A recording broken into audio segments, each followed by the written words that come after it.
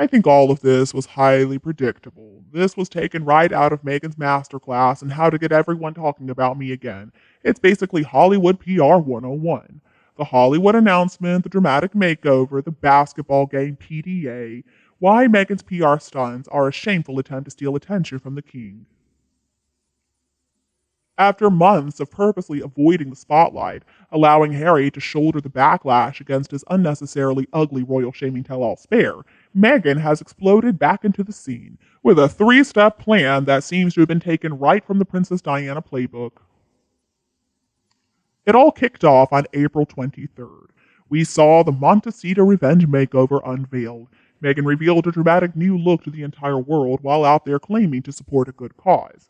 Now, Diana did that too, actually, back in July of 1994 when she stepped out for a London event looking beautiful in her little black revenge dress to successfully steal the spotlight away from Charles's TV confession of adultery. And then on April 25th, Meghan showed up alongside Harry at the LA Lakers basketball game. They were surrounded by work colleagues in a very orchestrated public appearance. Obviously, they were trying to put to rest any rumors that Meghan and Harry were living increasingly separate lives. But then, Meghan simply could not accept her husband's attempt at a cheesy PDA while being filmed on the famous kiss cam. And what was Diana's version? Well, back in February of 1992, when she turned her cheek when her then husband tried to kiss her after a very uncomfortable awards presentation at the Polo 24 hours before Valentine's Day, prompting a lot of speculation about the failed royal marriage. On April 27th, Meghan made a big announcement about signing with a Hollywood super agent in a pre orchestrated publicity drive that was released right into the entertainment Bible variety to make waves. Diana did something similar.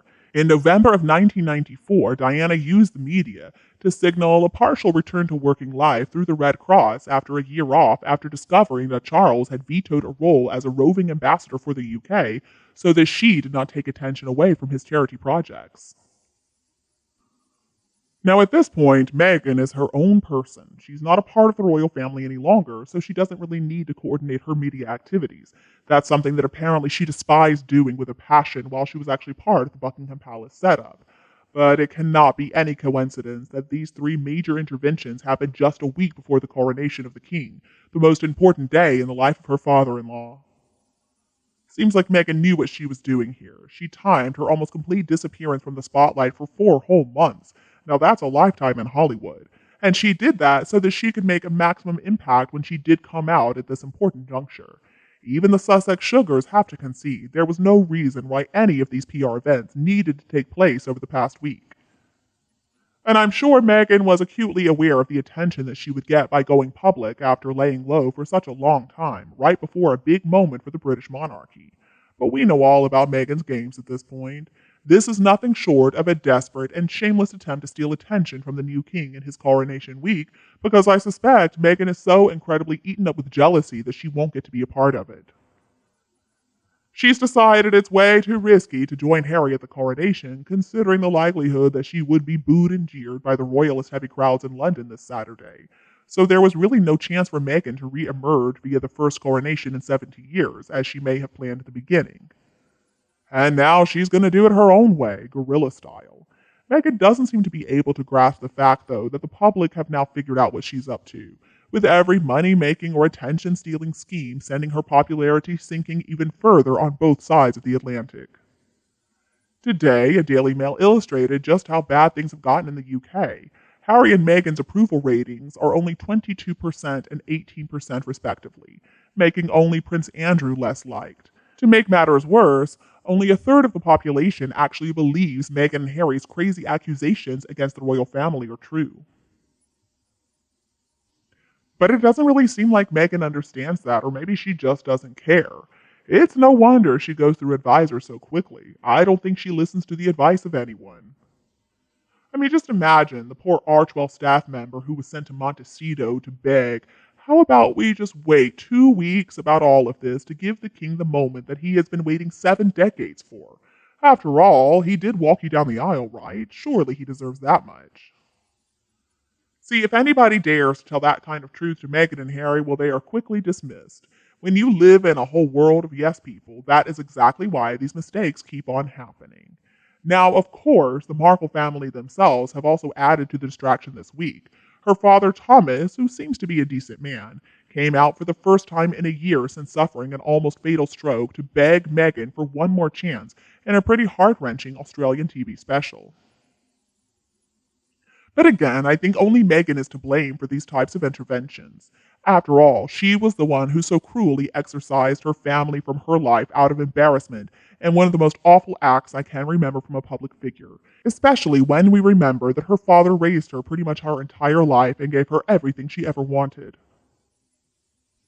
So why should he quietly disappear now? Meghan is actually the only one who could stop this whole circus by doing the right thing and just reuniting with the person who provided her with all the tools she needed to become a Hollywood actress before it's too late.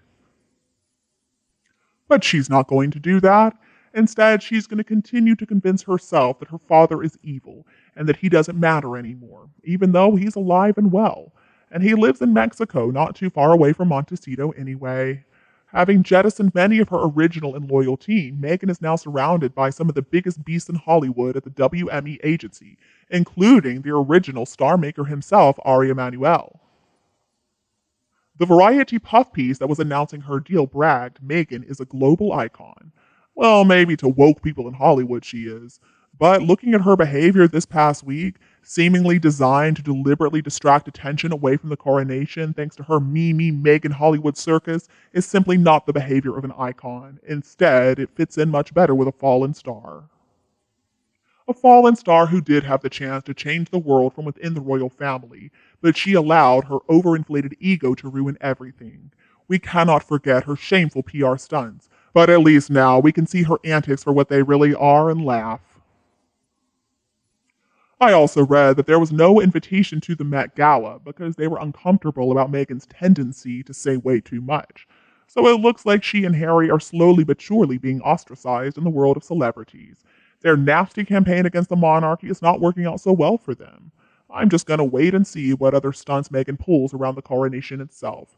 Maybe they're going to release a photo of Archofficial on his birthday, just so happens to be the same day as his grandfather's coronation, or they'll do it right after. After all, Meghan's goal in life has always been to become somebody in Hollywood.